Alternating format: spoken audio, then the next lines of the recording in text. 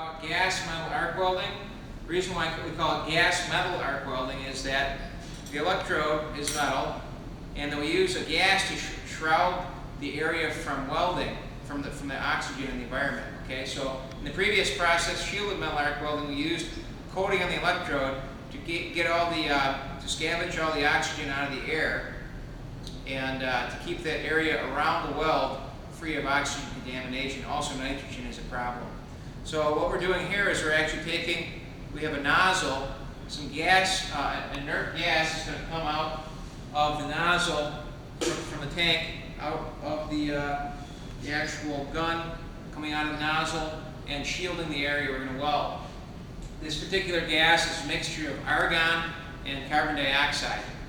Okay, the gun has a trigger. When you pull the trigger, the wire will start to feed and the gas will start to come out as well. Okay, so we got to make sure we have this machine set up properly though. This is a very expensive machine. Make sure everything's set up. Have the instructor look at it before you go to weld. Okay, the way this machine works is the wire is fed off of the spool through the wire whip to the gun, and the way that works is we have two drive rolls.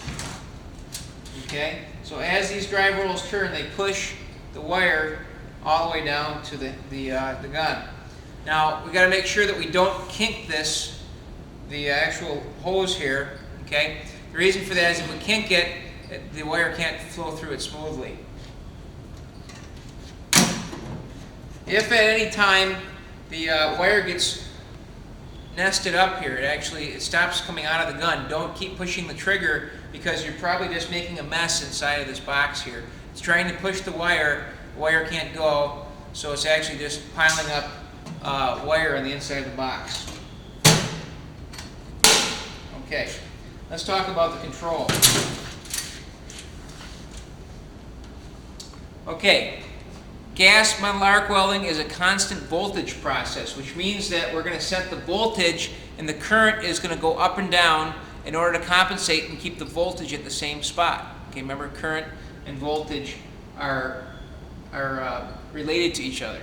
Okay, we want to use a constant voltage, so CV is what we want to set this to at this point. Okay, constant current would be up here if we're doing shielded metal arc welding. We're not going to do this machine is not set up for shielded metal arc welding. Okay.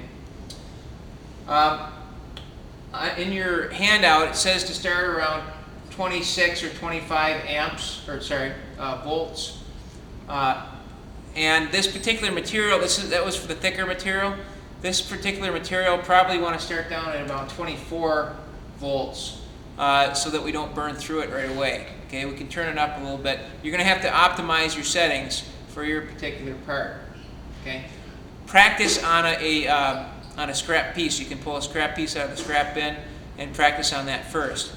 Try to make the piece that you're practicing on, though, the same thickness as your padding plate.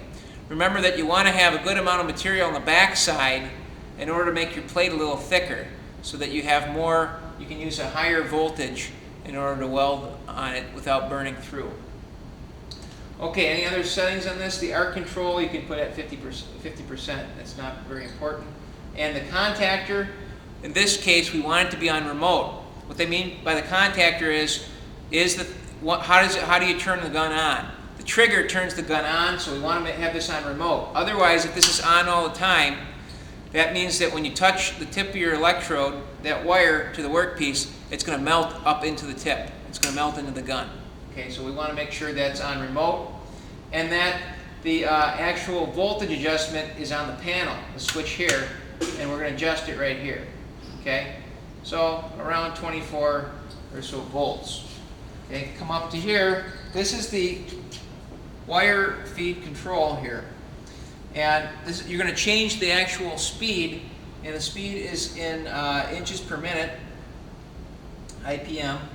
Okay, so you can go anywhere from 100 to about 500 inches per minute.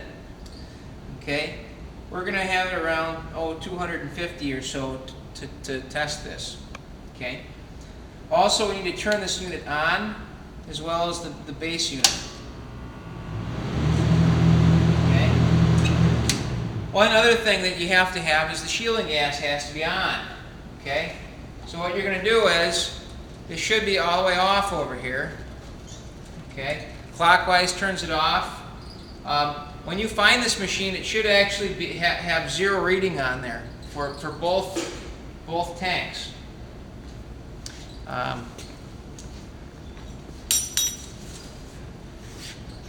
this on. Actually, I'm not sure if this one actually does change.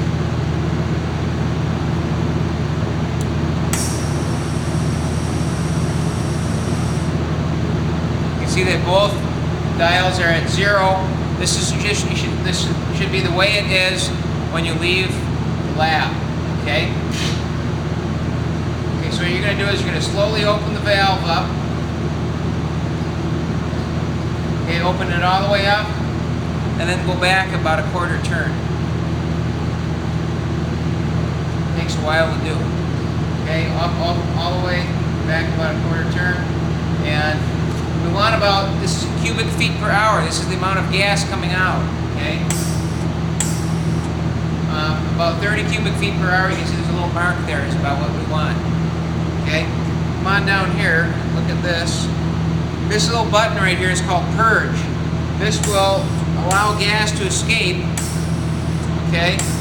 And both the machine and the power for this, the foyer feeder, has to be on in order to do that. Okay. Now when I pull the trigger, you can see the gas and the wire starts to extend. Okay? We don't want to start welding with that much wire sticking out of there. What we want to do is cut this off close to the tip. Okay? There should be a set of cutters on the actual welder. Okay. So the padding plate you'll have welded on the back side, all the way across the back side. Maybe a couple layers so that they have the right thickness, otherwise we burn through. What we're going to do is, we're actually going to take, and with this welding process, we're going to push the material along. You're actually going to push it this way. You can weld in both directions. You can actually drag or push, but when you're learning, it's easier to push it because you can see what's actually happening as you're welding. Okay? What you're going to want to do is you're going to want to move back and forth a little bit as you go along. And this side-to-side pattern will spread the metal out a little bit and make the bead a little bit more flat. You don't want a bead that's real high and round. You want it to be nice and semicircular, probably no more than a 1/16 of an inch off the plate and about 3/8 of an inch wide. So that's what you're going for. We'll actually weld one. We'll see how it comes out. I don't think the camera does a very good job at watching the weld, so I actually have to do a demonstration in the lab later on.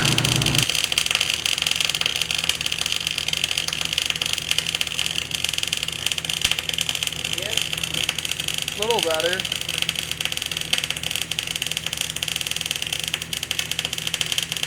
Alright. Okay, notice that with this process, you don't see any slag on it, so you don't have to go chipping with a slag hammer and denting it all up. So that's pretty good. I think I need to turn the voltage up just a little bit though. It's a little bit too high. Okay, so I'm going to turn up the voltage. So what I'm going to want you to do is do 3 or 4 beads similar to that on your plate, and don't overlap them this time. So I'm going to put another one. I'm going to leave about 1/4 of an inch next to it and put another bead on there. So we found a pretty good setting, was about 23 volts and about 375 inches per minute. You do have to move along pretty good and move side to side, but you'll get less spatter if you have those settings than if you have a higher voltage. If you turn the voltage up to 25, 26 volts, you can get good penetration, but you're going to have a lot of spatter on the surface, little adhering droplets of metal. Okay, I want to go through the shutdown procedure on this. What we're going to do is first turn off the gas all the way. Remember, righty-tighty, lefty-loosey. Turn to the right, clockwise, turns it off. Okay? We still have pressure on the regulator though, so we need to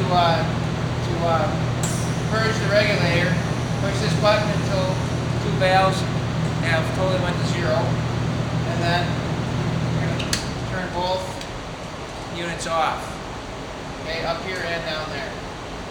Okay, make sure you clean up your area. You should have a hammer, a chipping hammer, pliers, okay, electrode holder. You need to clean underneath. You need to clean underneath where the grate is. All around here, all the slag, it'll be a mess. You need to clean up. I don't want to see one piece of slag. You have to clean under the cables. It's kind of a pain, but don't leave until the person on cleanup says you can, okay? Or I do. So have fun welding.